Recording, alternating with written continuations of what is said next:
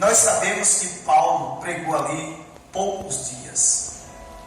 Paulo não chegou a pregar mês ali. Paulo pregou há poucos dias. E que esses dias foram suficientes para fundar uma igreja em Tessalônica. Porque Paulo já chegou em Tessalonicenses com alvo. Que alvo é esse, pastor? Alvo de anunciar o Evangelho. Alvo de anunciar a Cristo. E como ele chegou ali já pregando a palavra, buscando sempre as sinagogas, lugares em que superlotavam de pessoas, e Paulo sempre chegava para pregar o Evangelho. E nós sabemos a luta que foi, a batalha, que Paulo teve que sair depressa dali, porque ali existia um império, existia um rei.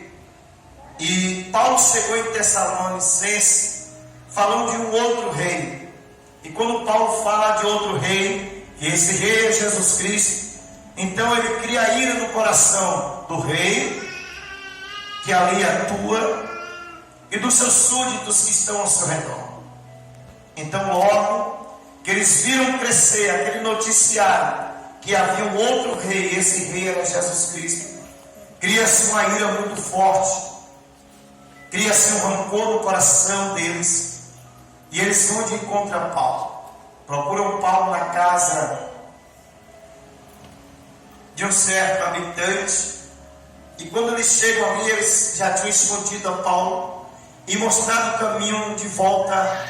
Então Paulo sai dali e vai para a Bereia, e esses mesmos concidadãos que perseguiram Paulo em Tessalonicenses vai perseguir Paulo também em Bereia, a ponto de Paulo sair também de Bereia fugido e ir para Atenas.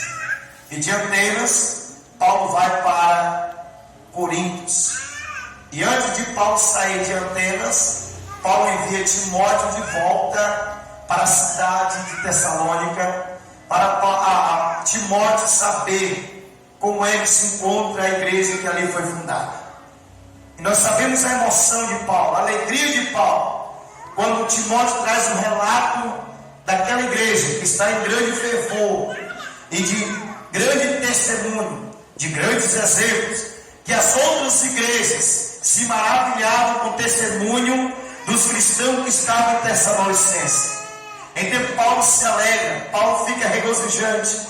Nós vimos aí Paulo saudar a igreja de Tessalônica no capítulo 1 com bastante gozo e com bastante alegria, porque a notícia que Paulo tem de Tessalonicenses, da igreja que está ali, é uma notícia que alegrou o coração de Paulo, porque aqueles cristãos começaram a crescer. Uma pequena semente de poucos dias, semeada pelo apóstolo Paulo, foi o suficiente para fazer uma igreja fervorosa dentro de Tessalônica. Aleluia.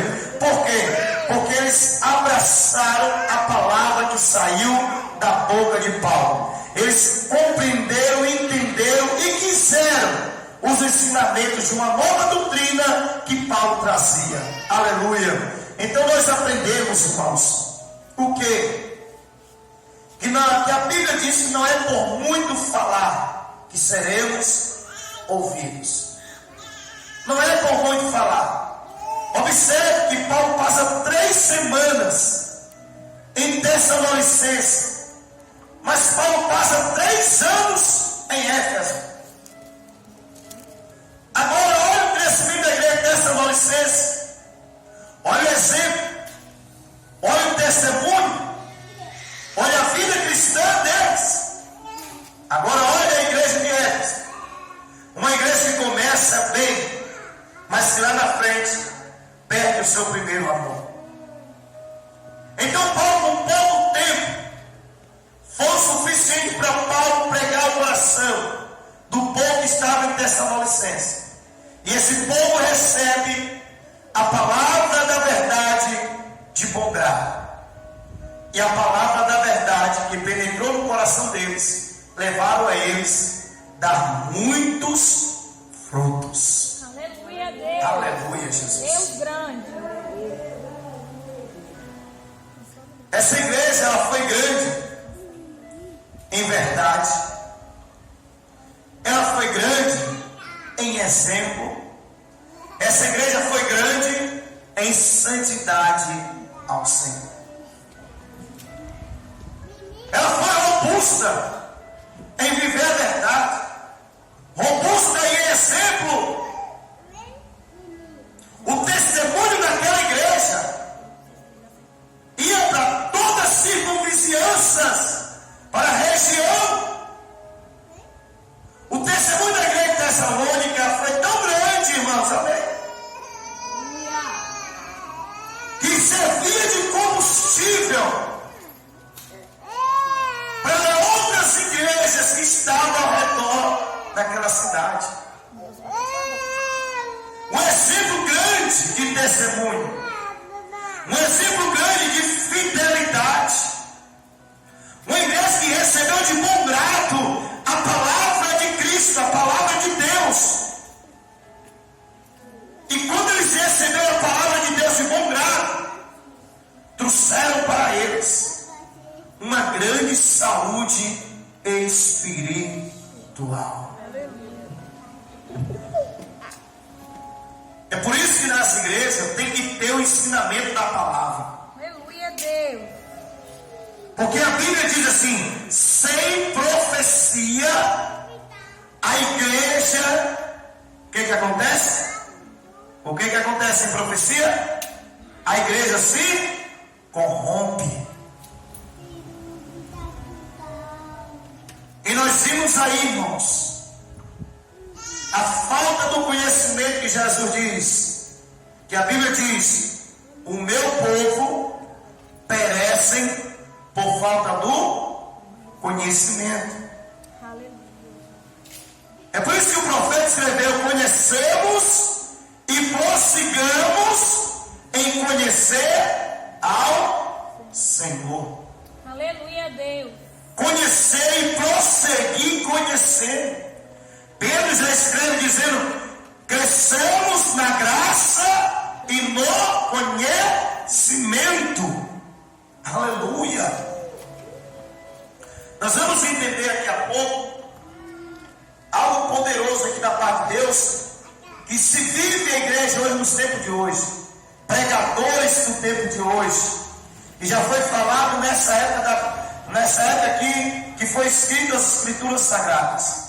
É por isso que a nossa Bíblia, a Bíblia qual nós acreditamos que é a palavra de Deus, ela não pode ser atualizada porque ela já é atual. Aleluia, Deus. Mesmo ela sendo escrita há muitos mil anos atrás, ela já é atual. Ela se atualiza cada dia que passa. Aleluias. Coisas que estão escritas aqui, que não aconteciam naqueles dias e que estão acontecendo nos dias de hoje. Aleluia, Jesus. Então a palavra de Deus, ela não se envelhece. Porque alguns pregadores dizem que a palavra de Deus se renova a cada manhã. E a palavra de Deus não se renova a cada manhã, porque ela não envelhece, ela é nova. Aleluia, Deus. A Bíblia diz que o que se renova a cada manhã é o quê? A misericórdia do Senhor. Aleluia, Deus. É a misericórdia de Deus que se renova a cada dia. Deus grande. Aleluia, Deus. Irmãos, então nós chegamos no capítulo 2 de segunda carta aos Tessalonicenses. E Paulo relata aos irmãos as suas lutas e tribulações na pregação do Evangelho de Cristo Jesus. E sua intenção ao fazê-lo não é ganância ou desejo pessoal, mas sim de cumprir sua vocação e também de agradar a Deus. Paulo vai relatar aos irmãos as suas lutas e suas o quê? Tribulações na pregação do Evangelho de Cristo. Aleluia, Deus. Pregar o Evangelho não é fácil. Pregar o Evangelho é difícil, principalmente para aqueles que têm compromisso em manusear na forma que o Evangelho evangelho, ele tem que ser o quê? Pregado. Aleluia, Deus. É fácil eu dizer para o pecador que está tudo bem com ele. É fácil eu dizer para o drogado que está tudo bem com ele. É fácil eu dizer para a prostituta que está tudo bem com ela. É fácil. Porque vai agradar o coração deles que estão ouvindo. Difícil é eu falar para o prostituto que Deus não se agrada com a ação que ele está fazendo. Difícil eu dizer para o vendedor de droga que é necessário que ele pare de vender droga, senão ele vai para o inferno. É fácil, é difícil. Fácil eu falar para quem usa droga, falar assim, continua, Deus está se agradando de você. É muito fácil. Aleluia, Deus. Porque eu não estou indo de encontro à vontade daquela pessoa. E uma vez que você não vai de encontro àquilo que ela está fazendo, ela vai receber de bom grado. Ela vai abraçar ou entrará nos céus. Aleluia, Deus. Mas aquele que faz a vontade de meu Pai. A pregação do Evangelho nos dias de hoje, nos dias atuais, ela está mecanizada. Ela está bajulada. O pregador que sobe no altar para pregar nos dias de hoje, ele sobe para bajular, Aleluia. para adular o povo. Por quê? Porque ele já vem na intenção de agradar o homem.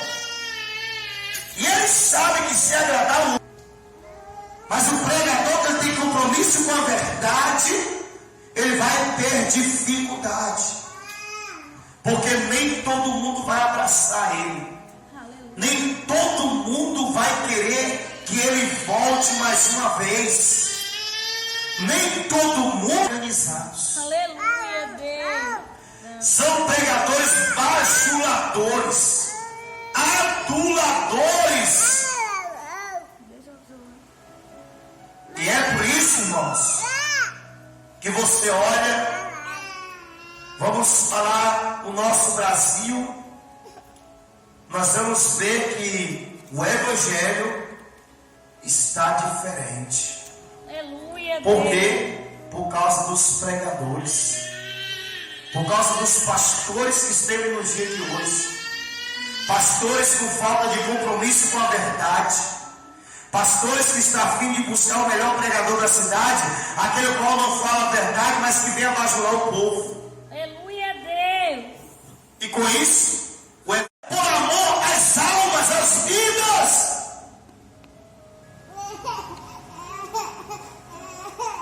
Hoje se tem igrejas pagando muito preço, entenda? Tem pastores enchendo seus carros de águas minerais, indo para montes, amanhecer à noite, orando, consagrando aquela água, fazendo campanha na igreja deles, mas no intuito de barganhar, no intuito do dízimo aumentar e das ofertas aumentarem das ofilações. Porque quem tem compromisso com o reino de Deus, ele não está atrás de dar água para ninguém, porque a água cai do céu já. Aleluia, Deus. A maior bênção de Deus para a humanidade chama-se água, chuva. Aleluia.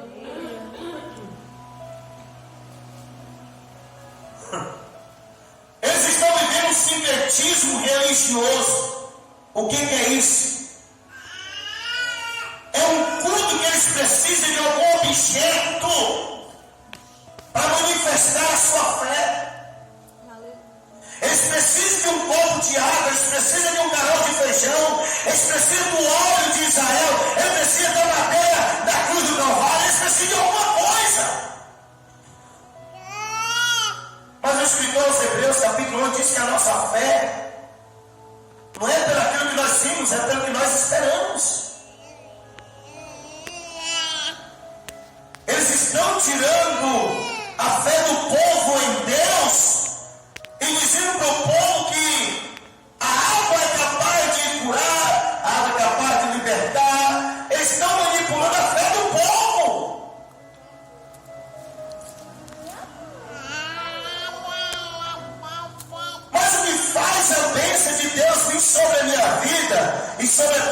irmão, deixa eu dizer, não é um copo com água, não é uma garrafa com água. O que faz a bênção de Deus sempre para a minha vida e para a tua vida chama-se, sabe o quê? A obediência à palavra de Deus, tá bom? Aleluia, Deus. Quando nós somos obedientes à palavra de Deus, faz as bênçãos de Deus descer sobre as nossas vidas. É só obedecer.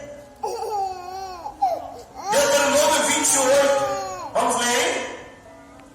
Deuteronômio 28. Não é necessário, irmãos, um copo com água, um vaso de água. Não é necessário. Aleluia, Deus.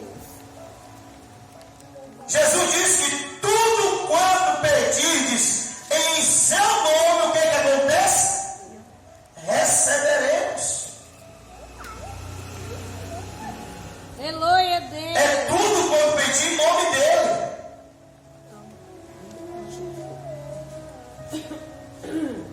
O povo hoje está com falta de conhecimento.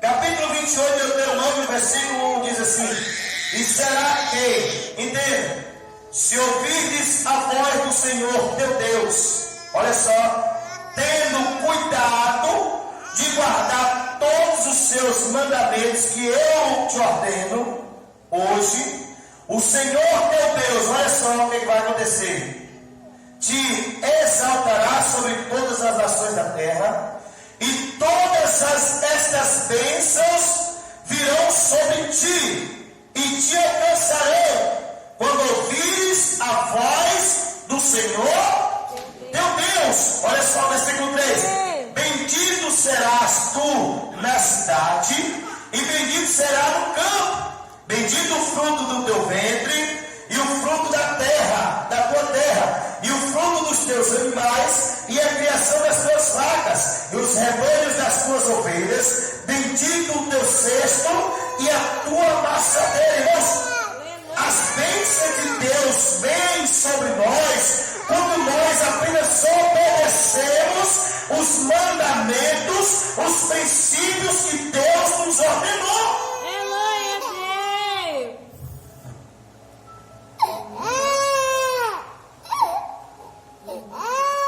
O sincretismo religioso dentro das igrejas, irmãos. A situação está feia. A situação está precária. E eu e você não temos que ter compromisso com um vaso de água. O nosso compromisso é com o reino dos céus. E para o prostituto se converter de verdade, eu tenho que falar para ele que Deus não se agrada da ação dele. Eu tenho que falar para o drogado que Deus não está se agradando com aquela equação dele. Eu tenho que falar. A Bíblia diz que é ouça, que é deixa de ouvir. Mas eu tenho que dizer para ele que, para o conhecimento que eu tenho da palavra de Deus, que Deus não se agrada daquilo que ele está fazendo. Porque o meu compromisso é com a verdade. O meu compromisso é com a palavra de Deus. Eu preguei na igreja tem 2 semanas atrás, e assim que eu entreguei o microfone para o pastor, o copeiro, professor da escola bíblica dominical do ministério, saiu logo lá do púlpito, até o altar que eu estava, bateu nas minhas costas e disse assim, ó: ei, rapaz, se tu pregar isso aí em outras igrejas, não volta mais nunca. Eu falei, aí acabou o culto, eu disse, ô meu irmão, você falou, é verdade, meu filho, é verdade. Inclusive tem muitas igrejas que eu não volto mais, mas eu não preciso voltar, eu só preciso ir uma vez lá, acabou. Eu não...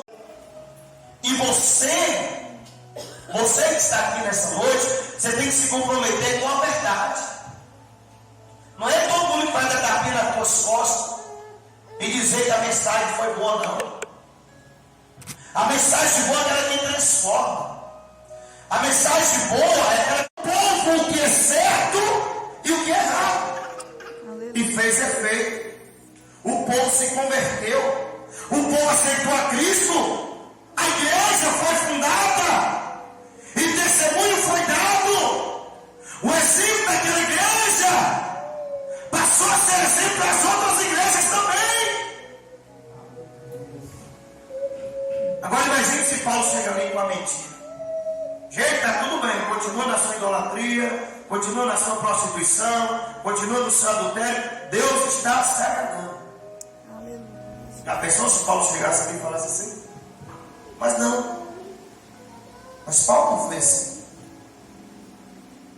Olha só, versículo 2: mas havendo primeiro padecido e sido agravados em Filipos, como sabeis, tornamos-nos ousados em Deus, para vos falar o Evangelho de Deus com grande combate. Isso aqui é muito forte, irmãos. Aleluia a Deus. Deus grande. Você sabe do que é que Paulo está falando aqui? Você sabe? Sabe não? Paulo está falando aqui, irmãos, deixa eu te dizer aqui, é do capítulo 16 de Atos dos Apóstolos, que nós gostamos de pregar, né? A gente ia à meia-noite, houve-se um grande terremoto, os alicerces da prisão foi abalado. Lembra? E Paulo e Silas cantavam e oravam à meia-noite. É disso que Paulo está falando. Aleluia. Paulo está falando, olha, e tendo nós padecido, vocês sabem bem disso, o que nós sofremos lá em Filipos. Vocês sabem que nós fomos lá chicoteados, arrastados no meio da rua, prenderam nós, mas aquilo que aconteceu com nós em Filipos nos trouxe mais ousadia, mais poder e mais autoridade para pregar o Evangelho de Cristo Jesus. Aleluia a Deus. Deus grande. Que aquilo que aconteceu em Filipos, trouxe de combustível para ele pregar mais ousadamente ainda sobre Cristo Jesus, irmãos. Aleluia a Deus. Porque, veja, o crente que é forte em Cristo, o crente que tem seu alicerce, alicerçado em Cristo, a angústia, o sofrimento, a tristeza, a perseguição, não faz ele parar, não faz ele desistir. Pelo contrário, faz ele continuar com mais fervor, com mais ousadia e com mais autoridade do céu. Aleluia a Deus. Aleluia. Deus grande. Glória a Deus. Paulo está dizendo, irmãos, vocês mesmos sabem que nós passamos lá em Filipos. Vocês conhecem isso. Vocês sabem disso. Então ele diz que, com a ajuda de Deus, eles tiveram coragem de anunciar a eles ali o Evangelho. E foi muita luta e dificuldade. Mas assim mesmo ele pregou.